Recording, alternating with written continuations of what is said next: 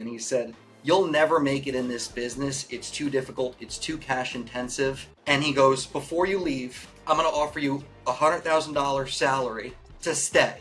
And I'm 20 years old. Whoa. And I told him, and I said, I'm just going to say his name's Bob. And I said, "Bob, I really want to give this a shot. I really want to give this Amazon thing a shot." And thinking back, that was probably the craziest thing I could have said. And you know what? I never even told my mom this. I should probably tell her, because she probably would have been like, you're crazy for not taking that at that age. Because it was literally $15 an hour to, hey, you're about to leave. If you want to stay, you can get paid $100,000 a year. I was like, I got to do this. I got to do this. I'm like, I have a feeling I want to be a business owner. And I left. E-commerce is the greatest business opportunity of our generation. What's up, people? Welcome back to another episode of the Ecom Unlimited podcast. It's your boy Caj here with my co-host Josh. What's going on, everybody? And this is super awkward, but I forgot to take off my I was going to tell you Josh that. is going to hate me for this, but my blue light blocking goggles make a really awkward reflection. That'll probably stay in there. But before we get into the conversation with our guest for today, wanted to give a quick shout out to the sponsor of today's episode. That is SellerAmp. Guys, you know that is our repricer of choice. They help you stay in the buy box longer, increase profits, and avoid price wars. You can use code Robinson to grab a free trial and get 10% off your first 3 months, or click the link in the description. And with that, I want to welcome our guests onto the pod for today. Alex, or you guys may know him from social media as FBA Boys. How you doing, man? What's going on, guys? Thanks for having me on. Yeah, thanks for making time. We had to reschedule this a couple times just because we're all busy grinding the content, grinding the Amazon business. Who knows traveling where? But that's the life of entrepreneurship that we all show. So that's the life. It's good to be able to make time. Yeah, we're always mixing in a bunch of different things. Whether that's and then family, and just being an entrepreneur in general is like a whole, people think, oh, it's great. Hey, well, you're working 24/7 sometimes, so, yeah. But thanks for having me on, guys. This is going to be fun. Yeah, man. So how long have you been a full-time entrepreneur? Probably since I was young, like 13, 14, I was selling on eBay. Started hustling on eBay and, just flipping stuff around the house. Until I got kind of an LLC in 2016, 2017 of when I started to kind of open up the Amazon business. But I've always, I've been selling on eBay since I was 13, just to, flip things that was laying around my mom's house, or, eBay PayPal caught me and said, "Hey, yo, you cannot have a PayPal account. Like, you're 13 years old." And they shut the account down, and I had to call my mom and say, "Mom, you're going to have to open up this account because I want to continue to sell stuff through eBay and everything like that." So it's always been like that. It's kind of crazy to think about, but the reason why I did it is just for extra cash. I just wanted extra cash. If my mom wasn't going to pay those expensive prices for those shoes that maybe other kids were wearing, and I'm like, all right, well, put in your budget, and then I'll throw whatever I got to throw on mine. So I've always just been into making money, and just the internet money has always intrigued me, from a young kid. And so you've really been reselling and flipping the whole time, and then that kind of just naturally evolved into also selling on Amazon. Yeah. We were I was big into picking up iPhone 6s, iPhone 5s that were cracked. I would drive all around New Jersey picking up cracked phones and just lowballing people on cracked phones and bringing them back to my place, popping the screen out, reflipping them back on Marketplace because I was trying to avoid that eBay fee. And I had even a customer base I started to build out and saying oh, my grandma needs a phone now. I'm like, all right, yeah, I got her. And it just became this constant hustle, and that continued as I was getting my Amazon business going, honestly. And so kind of give me a quick overview from, okay, so there was eBay, had the account under your mom because you weren't 18 yet, flipping these phones. At what point did you discover Amazon? And then fast forward also up to what is your business look like today in terms of projected revenue?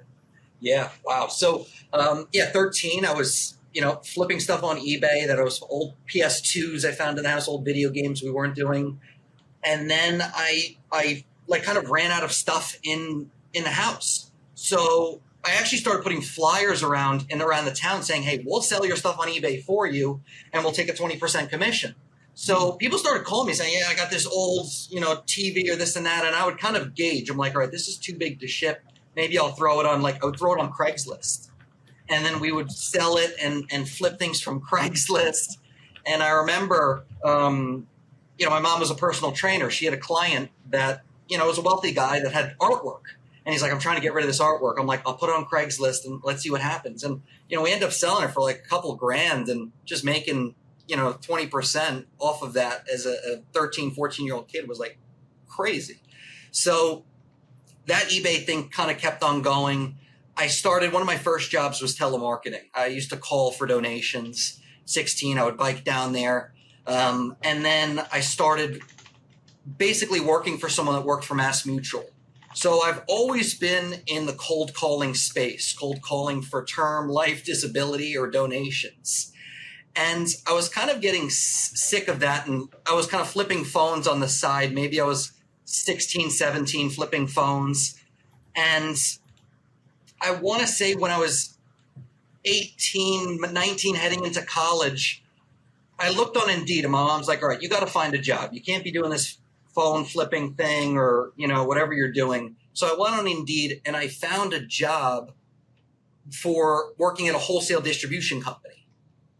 And at that point, I got the job. It was like, hey, do you have any experience with eBay or Amazon? I'm like, I know eBay. Like, I'll apply to this job.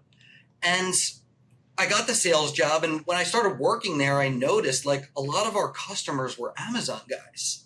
And I'm like, hold on, I'm sitting here for $15 an hour working on this commission that's like, seems ridiculous. In order for me to make any commission, I had to do like 250K in revenue to make, $1 in commission. So like I was piecing this all together and I was there for like a year and a half learning a lot of information from this distribution company. And I remember one day it was like a year and a half in, I said, you know what? I was probably 20 years old, 21. And I basically went up to my boss and said, I think I'm going to do this Amazon thing like full time. I think I basically said I'm putting in my 2 weeks. And I'll never forget when my boss went up to me and he said, you'll never make it in this business. It's too difficult. It's too cash intensive. And he goes, before you leave, I'm going to offer you $100,000 salary to stay. And I'm 20 years old. Whoa. And I told him and I said, I'm just going to say his name's Bob. And I said, Bob, I really want to give this a shot. I really want to give this Amazon thing a shot. And thinking back, that was probably the craziest thing I could have said. And I never even told my mom this. I should probably tell her because she probably would have been like, you're crazy for not taking that at that age. Because it was literally $15 an hour to, hey, you're about to leave. If you want to stay, you can get paid $100,000 a year. Jeez. And I was like, I got to do this. I got to do this. Like, I have a feeling I want to be a business owner. And I left. And like, I remember leaving and I was even like, I loved everyone that was there. Like I was upset leaving. Like, some of the buyers at that company actually came to my wedding. Like I had a great relationships with people at that company. And I remember leaving like upset. And I said, all right, now it's time to go find some cracked phones and start, let's start getting something going. Because I would leave for lunch to pick up phones. I would say like, I got an hour break. There's a phone around the corner. Let me pick that up. And I'm like, I'm making more money doing this phone thing than sitting here. And that's when I made the jump. And then I was in my mom's basement. I like got an LLC. It was 2017. I'm flipping phones and I'm on like B-Stock. I'm on like liquidation.com and I'm like buying like all of these like liquidation closeout stuff because like that was kind of my background, honestly. I come from that kind of background.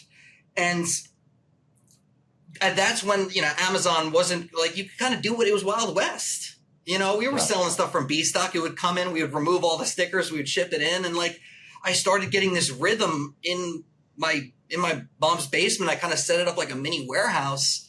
And we found a closeout of like Brother Inc. P touches. I brought all the P touches in there, and I'm listing them on eBay. I'm just trying to make it happen.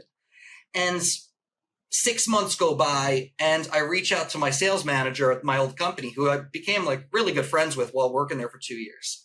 And I said, hey, what's going on? Like, just checking in. And he's like, oh, good, same thing. And he goes, why don't you start buying from us?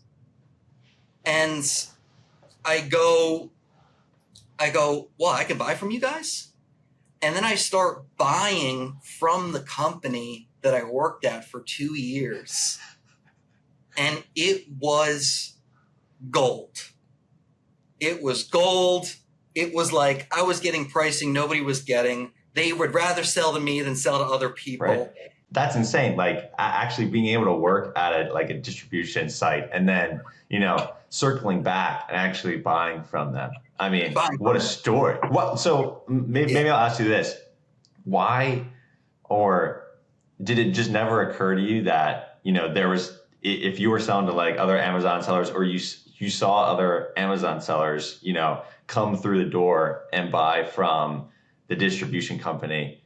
Yeah. How long did that take you to like circle back and realize, oh, like maybe I could just buy from them? Yeah. Like I was like really getting I really wanted to, it was like my first job. So like I really was invested. I was calling like the leads that were coming in that filled out applications.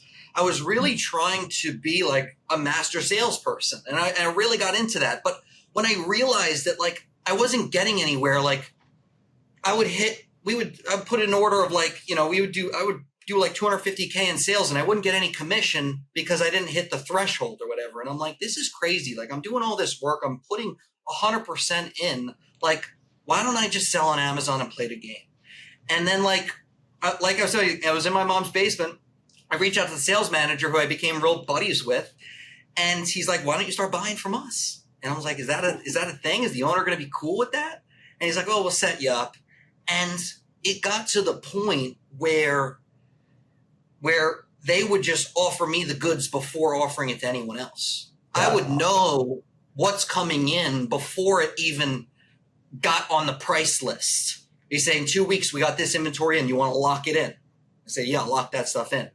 And it got to the point of, it was gold mine for me because nobody had that advantage over literally working there, quitting that job. And I would tell them, I'm like, why are you doing this? Like, we'd rather sell to you than some random guy that signs up through the site. Like, like you're local, they were able to drop off at my mom's house. Like it was easy. And it was like the glory days of Amazon because supply chain wasn't a big issue. It was like, these Dymo label things, it's just closeout, like we would sell them no issues. And we ran that until probably 2 years ago where we completely cut it off because of Amazon hammering down. And I said, this is not worth it. Dang. This is like, we got to pull the plug on it. Like I was reaching out to my rep. He's like, yeah, we had a customer that got, an account health thing and their account went down. I'm like, I'm not playing that game anymore. Like, and literally 2 years ago, I literally had to change my business, but we'll kind of continue and backtrack from, I was in my mom's basement. I was buying from that company. And, I remember my mom saying, hey, she's had a real conversation. She's like, Alex, you're taping boxes till 12 o'clock at night. Like, this is out of control. You either need to get a space where you're going to operate out of or like get a job. And I looked at, this is crazy. I looked on Facebook Marketplace and I'm like, subleasing warehouses, New Jersey. And this is where the whole story ties in. And this was, I want to say 2018, 2019. And I find someone that says, hey, I'm looking to sublease 500 square feet of the 1,000 square foot facility I have. And I text him, I said, hey, can I swing by?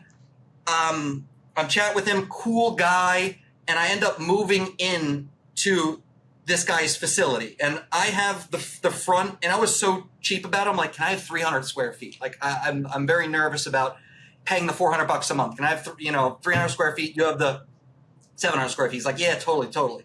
And who this person turns out to be is Dan 1,000 Aces. Jeez.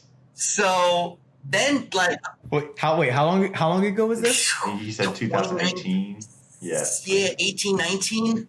Oh, Known Dan okay. for So a really long time. This was a hot minute ago. And Okay.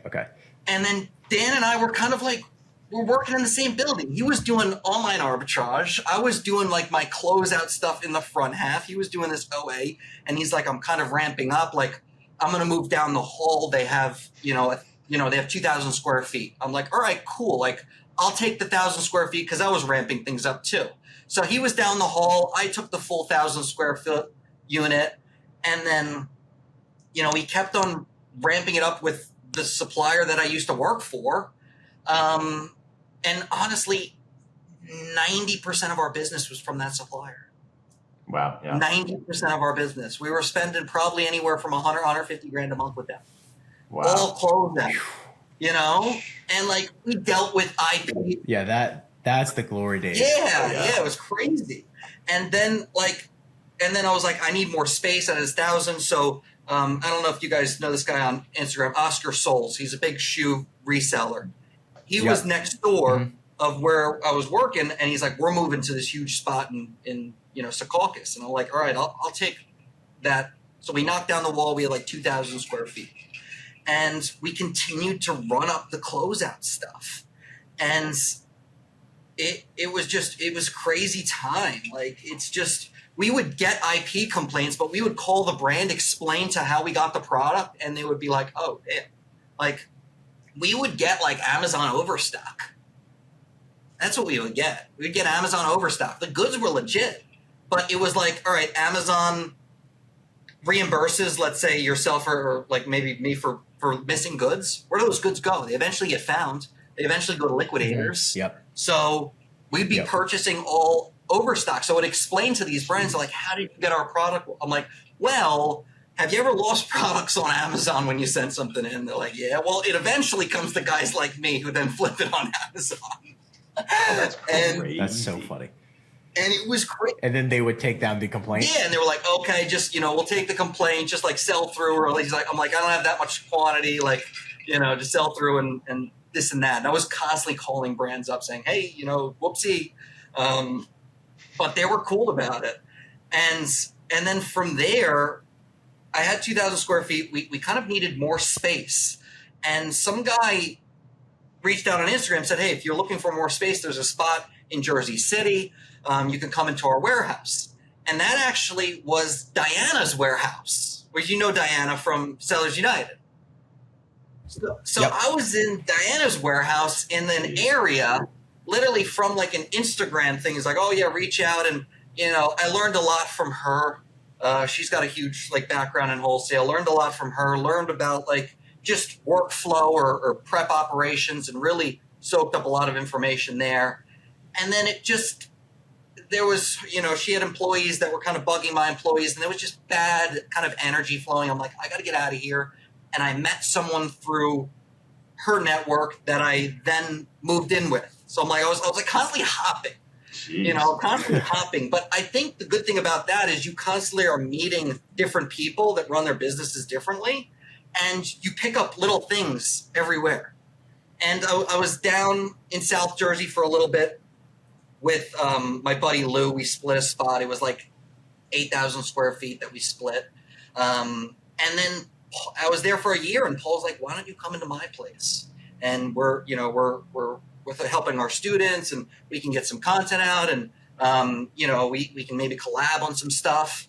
And that's when I was like, you know what, let me make the move up to Paul's. And Paul's spot is like 10,000 square feet. It's huge. And Paul's a killer, man. Like, I've learned so much from Paul, and he's so young, and he's like 24, and like I'm 29, and I'm like, dude, like, you're like, where do you get all this knowledge from? Just I think the importance of just learning from different sellers is so important, because I've picked up so many things just in regards to certain workflows, or how they're doing shipping, or how they're minimizing their shipping costs. And Paul's a killer, and we're like, right now we've kind of been stuck at this 4 million a year mark, and it's driving me nuts, because I want to get to like the 6, the 5, the 6, and this and that. But what I've realized is that we went from doing like 450, 500K a month to now doing like 350 a month, and we're making more money because we trimmed a lot of the fat. Because I was looking and evaluating our catalog. I'm like, why are we selling things to just sell things? And I think a lot of sellers just get caught up and just, all right, we got to buy it because we've been buying it, or we got to buy it because we got to keep the employees busy. What if we don't order this, the warehouse staff's not going to have enough work. And like, it's kind of this keeping up with making sure everyone else gets paid, but then the business can be more profitable on less revenue. And that's where we kind of sat back and like, all right, we're going to cut some dead weight. And, Paul did the same. He was up to doing like a million a month, and he scaled it back a little bit. And we've had these, that's the good thing about just being in the office with him every day. We totally chop it up with everything in regards to placement or optimizing freight. And it's really been good. But the Amazon game is so different now than like when I was operating and doing closeouts. It's so different. Like we still work with distributors, but every day we're seeing listings get dog paged from like a 2-pack or a 3-pack. Like we're seeing the shift in more of like, you got to be able to partner with brands. And I know Jonah is a part of the wholesale network, and he's a killer. He's really been pushing the whole brand thing. And we've really started to move in that direction because we've had brand relationships for 4 or 5 years. It's just about kind of marinating those relationships to say, like, is it time for you to just start working with me? Or are you still stuck on your old ways? So it's like this, a lot of people talk about these brand direct or more like brand exclusive, but like those things just don't happen overnight. Yeah. It's like, it takes like, especially I think it takes years to establish exclusivity. Like they have to just get to know how you work together with them and stuff like that. So that's really kind of been my journey of where we're at. Of course, we want to continue growing the business, but at what point are we just buying products to buy products? And I think that's like, we would rather cherry pick our best items and stick with that and maybe focus on more brand direct. We had like a couple exclusives that we're a seller with, and couple things that we're, modifying the A+ content, and we're running the ads, but like working with brands are not easy either. Some of them are difficult to work with. So like there is this, I do have this love for distributors. Of course, I really love closeout, but I do have the love for distributors with the ability to buy so much inventory at once, opposed to a brand maybe has 10 SKUs. Distributor, I could buy 150 SKUs. So like, that's kind of, my whole thought process. What does your split look like right now between buying from distributors and buying direct from brands, even if it's not a brand exclusive, just distributor versus directly from the brand? I would say 60% distribution, or I would say 65-70% distribution. Okay. Still mostly distribution. And I would say 30% is like brands. And we have a lot of like where we're semi-exclusive or one of 4 sellers. And, we have the highest ratings out of those 4 sellers, so we get most of buy box. There are a handful of scenarios like that. But it's definitely tricky to – I haven't called a brand or open up a new brand account in a while, just because, like, I will, like, if I go to a trade show, but it is a whole process of like, how many times you're going to get denied or follow up, or we don't deal with the reseller. Lots of no's, lots of follow up. Yeah. But that's a part of the game. 100%. Yeah. Interesting.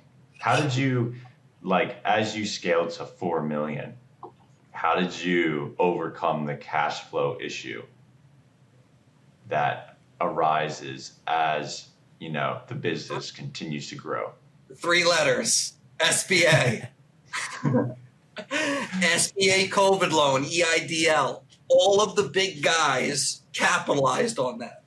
100%. Any guy that you saw blow up from after COVID, EIDL. 1,000%. We got 200 grand on 3%. Wow. So, and that was nothing. I know people that got $1 million on 3%. Oh. I know guys that got $1 million that blew all the million and don't have any cash left to pay the SBA. Oh, Yeah. boy. Yeah. Like there is Interesting. every guy that you see that kind of started 2016, 2017, basically was eligible in 2020 for the EIDL. Oh, I see. And then boom, popped. You know, It was the perfect storm. Yeah. Yes. And for me, 200K was low. Everyone else I was like, damn, I only got 200. Like, I was talking to like people like, oh, I got 500. Oh, I got $1 million. I'm like, damn, like, you know, $1 million on 3%. Like, we pay like, I think it's $900 a month for our SBA loan, and it's over 30 years. Oh my God. It's a mortgage. Yeah, it's like a mortgage. Yeah. But we literally, like, I remember being like, I was like 21 or 22, and I remember looking at my Bank of America, and I said, oh my gosh, there's 200 grand in the bank. like, there was like maybe 5-10 grand in the bank, and I'm like, oh my gosh, there's 200 grand in the bank. And, well, I guess that ended up trumping the 100K salary offer from your boss. yeah, right. Like, boom, let's go.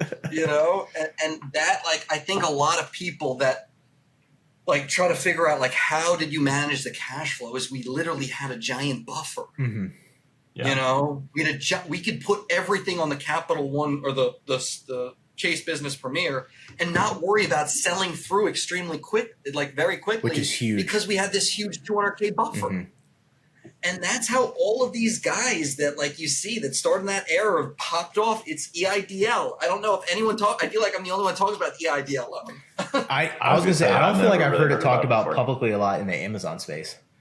I'm definitely aware of it though. But I mean, it makes sense because it's like whenever you end up in a situation where you buy something and it's not selling through as fast as you thought, if you don't have that buffer and it's on a credit card, you're just forced to fire sale. And that's where all that price thinking comes into play. Yeah. And even for us, exactly. So because we were doing OA first before we got into wholesale, and whenever we were looking at wholesale, it's like you can always tell who on a listing is an OA seller and who's a wholesale seller, because the OA guys are always just driving it down, and the big wholesale guys are like they must just have unlimited capital or don't care about actually profiting, because they just hold the price. It's like they'll hold like however many units for like 3 months, and I'm like, how are they doing that? But that makes sense. Yeah, EIDL.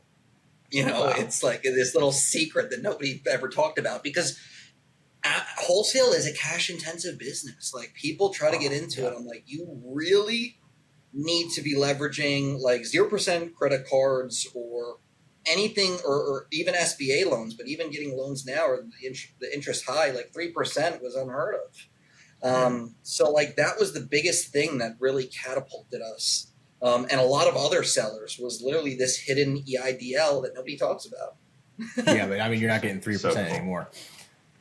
No. So again, those glory days have also sailed.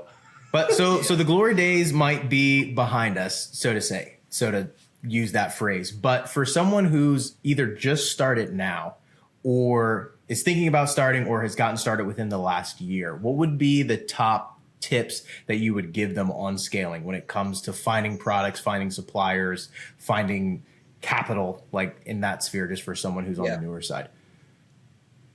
Yeah, I think we've seen a decline in sellers 100% this year. And I think as Amazon's getting stricter with the ungating, I ultimately, you know, Paul and I talk about this in our group. We're saying like people complain about the ungating, but then we're saying, but what if you're on the other side of that barrier? You know, like if you can get past that ungating, how many other people are not willing to get past that ungating? And, you know, what I would recommend for people kind of getting started is really how people that we work with start to get ungated is we use Cajua. A lot of everyone opens up with Cajua. Cajua's not the best account in the world, but it's a leveraging point to get things ungated and then pivot out to better suppliers.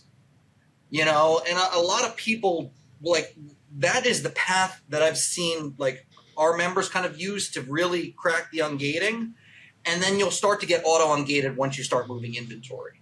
You know, some great suppliers I've literally said, you know, hey, we were looking to open up an account. We're currently working with Cajua. We're spending, you know, $50,000 a month with them. We would love to be able to expand our vendor partners. Boom, we got an account open.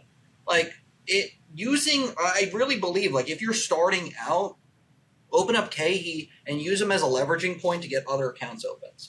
I know people that spend $200,000 a month with Cajua, and they're grandfathered in on discounts. Yep. Mm-hmm. You know, that's a thing. Yep. But for majority of people, it's a hard account to work. But it's a good leveraging point into other accounts and into that industry of kind of grocery. Now, grocery is extremely competitive. So I always tell people, like, if you can get out of grocery, like, you're going to have better opportunity. We're just in grocery. We're heavy in grocery just because low cost of goods, no returns, and we can buy a wide variety of inventory. But I always tell people to go down this rabbit hole of different niches, like start to source, you know, deco art or arts and crafts brands, like these smaller niche products that, like, we used to crush it with brands like Havilon, which is like outdoor hunting knives, or like, you know, we crushed it with Smith & Wesson handcuffs. We literally reached out to like a retail website and said, hey, you know, do you guys have a wholesale program that we can buy these handcuffs? They said, yeah. And we were buying the handcuffs. Like, people, I think all these new sellers, they get stuck at these surface level suppliers. The Value Wholesale, the Buy Low Beauty, the freaking Supermarkets of America. And they wonder why, Rego Trading, and they wonder why they can't make any money. You know, like, you have to go beyond that. Yeah. Like, it's like, you know, all of these suppliers, I always talk about, they're surface level. You know, you're not going to make any money with surface level suppliers. Like, you have to find the distributor that happens to carry KA Bar, which is a specific hunting brand in that space. Like, get very kind of technical on your searches, because if you just start looking for health and beauty distributors, like, you're done. Like, you're going to find Buy Low Beauty. You're going to find all of these very surface level, where if you're looking for a specific product, you're going to run down this rabbit hole of unique, smaller distributors that have been in business for a while, have, you know, good invoices, everything like that. But it's just separating from the crowd of everyone going to the KE, the Unify, the Spartan Nash, and all of those guys. Yeah, I couldn't agree more. I think that's so good. And I like the way that you said that, just like getting in the door is just step one, and then using that relationship to leverage, because everybody knows that supplier. So it's one of those like words that you can kind of just shoot out there and be like, oh, okay. So if you're buying from them, we know at least you're legit and you're going to actually buy something and probably not return it. So let's give you a go and let's try this out. Exactly. And I used to pick up the phone at the sales job all day long. It would ring and said, hey, we're an Amazon seller. We're interested in opening up an account with you guys. I said, no, Ecom, bump. Like, you know, like, if you could tell within 10 seconds if this person's going to be a headache customer or if this customer is going to be worthwhile. So, like, for you have to put yourself in the rep shoes. Guess what? All of these reps are working on commission. You know, they don't really care about a $10,000 order. You know, they don't. They don't. It's a waste of their time. What they care about is a $100K order. And this is like what I try to explain to them is we have to position ourselves like we're a little bigger than we are, and that we are within the industry. You know, I go to trade shows and, you know, I talk with this guy, Rick, with this certain brand, and he's like, oh man, Alex, I get calls all day long from people that want to sell on Amazon, but they're not in the industry, and that's why we like working with you. And I'm looking at him like, I'm not even in the industry either, but I'm showing up to the trade shows. Yeah. You know, I'm showing up to the shows. So, you know, it looks like I'm in the industry. Exactly. And that's like a big thing that you need to be able to understand, is that just the way you position yourself is so important. Like I remember when I was first working at this job and I was like, man, I just got off with this customer. Like, he's going to spend $100,000 with me. Like, he's like, all right, we'll see it when it happens. And it never happens. You know, the pricing was never good. And like, you quickly realize like all of the things, like, being a sales rep, now I know what it's like when I'm calling them and what they're like dealing with and the headaches, and how I kind of like, no, like, I get it. I used to be a sales rep. Like, I wish I can say that. I probably should. But like, I understand that they're dealing with these nonsense calls and these people that are, not really taking it like a serious, like a real business, and just positioning yourself a separate way of saying, I'm currently working with this guy from this, I'm currently working with Kay. We would love to expand and work with you guys as well. Or, specific brands we are inquiring about that maybe Kay has out of stock. Little things that kind of prove to yourself that what you're talking about a little bit is going to set you apart from 99% of the people that are reaching out to these companies. That's like we do like a lot of like role playing and on our coaching calls, and like you have to be so confident when you're calling these companies, because if you start stumbling, or if they say a lot of people, they'll say, oh, no Amazon people, and they'll be like, okay, all right, have a great day. Like, you have to be able to push at those moments. Any particular reason why, like, take it a step farther. And that's what I would recommend to everyone kind of new starting out. I think there's tons of opportunity, and there's going to be more opportunity unraveled with less people on the platform.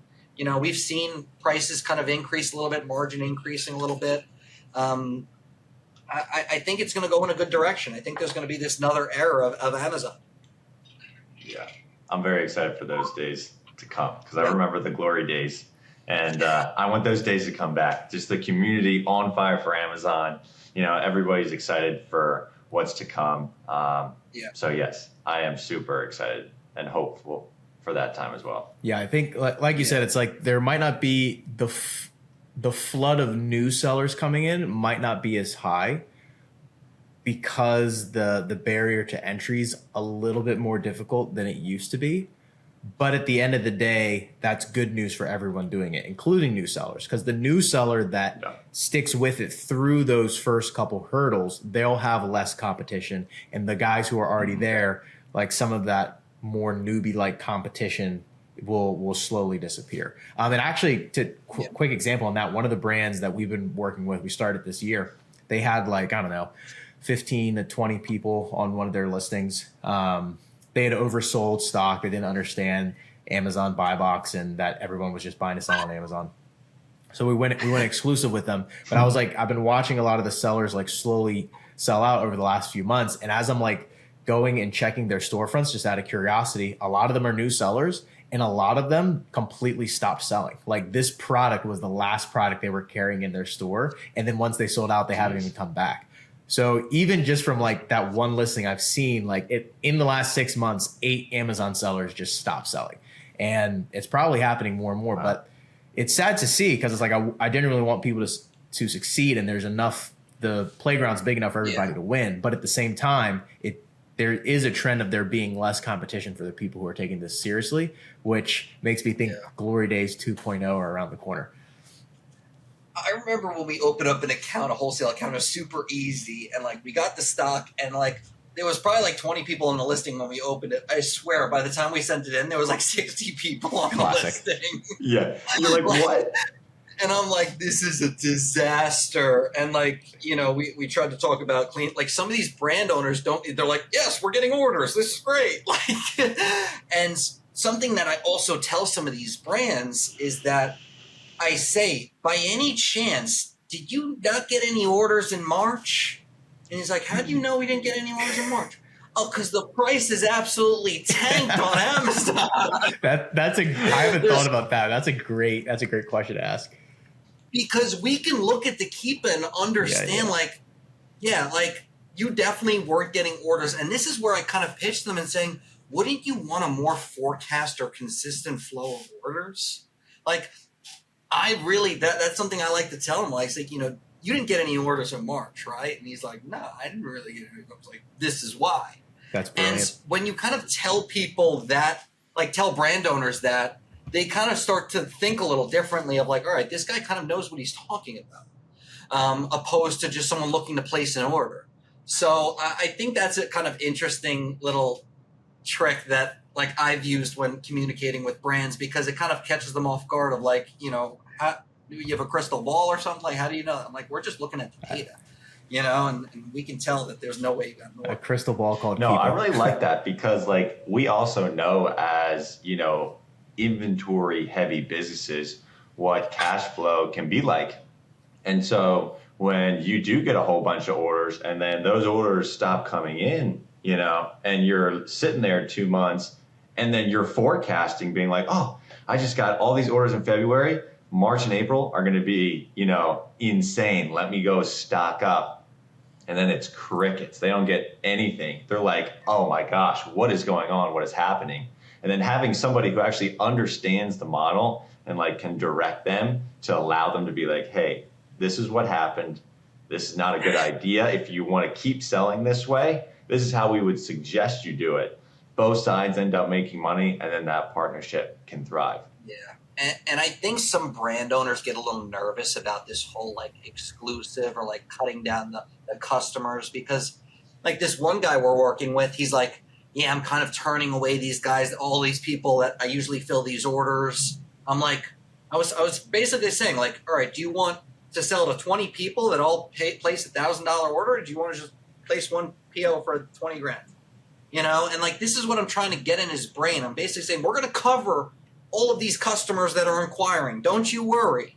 You know, like they get very nervous, like, oh, wow, we're getting all these orders. But they just have to understand, like, we're going to be taking over this stuff. And he's getting nervous because maybe the 3 other people that we're all sharing these listings aren't really buying as much because maybe they're not getting buy box rotation and all of these little things. They're like, you know, I'm like calming down the owner saying, all right, come on, like, let's keep it rolling. But even that relationship I've had for 4 years. And the past 2 years, I've been talking about working exclusively with them. And like literally 4 months ago, he finally said, all right, we're going to bring it to 4 guys. And I was like, how? And he said, you're in charge. I said, perfect. You know, first rule, let's remove the 3 guys. Yeah, exactly. What is it? What are you in charge for? What does that even That's mean? That's literally an exclusive. That's so funny. Like, you know, it's definitely interesting. It is fun. I do like working with brands because it's a little more on the creative side of, you know, how do we improve things or how do we fix images or getting different design mock-ups of how the product looks. And, you know, a lot of these guys are doing this A+ content with like AI. They're like mocking the whole thing up with AI. It looks great. So it's fairly cool to kind of play that instead of just like, all right, what's the margin on this product on the freaking, you know, the Betty Crocker, you know, what's the margin on that? Oh, all right, we'll buy it. Like, it's a little more engaging when we're like, all right, how do we drive more traffic to these listings? What is our, you know, A costs and what type of ads are we, you know, running towards this? It is fun.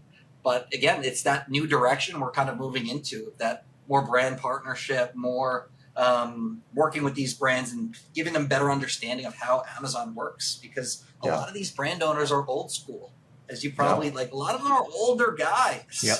Yeah. That, like, I had a conversation with the brand owner. He's like, why would someone buy it on Amazon when they can go into the store and buy it at the retail store? He's like, why would they wait 2 weeks to buy it online? I said, Scott, it'll be there tomorrow morning if you buy it on Amazon. So you have to go to the store. Yeah, and like just a lot of these older guys think like you buy something on the internet and it'll come in 2 weeks. Yeah. You know, so like just explaining to them the power of Amazon, and like I'm constantly trying to, you know, connect these guys that I've had old relationships with, saying like eventually they'll come over. It's just being persistent with anything, man. You know, so key.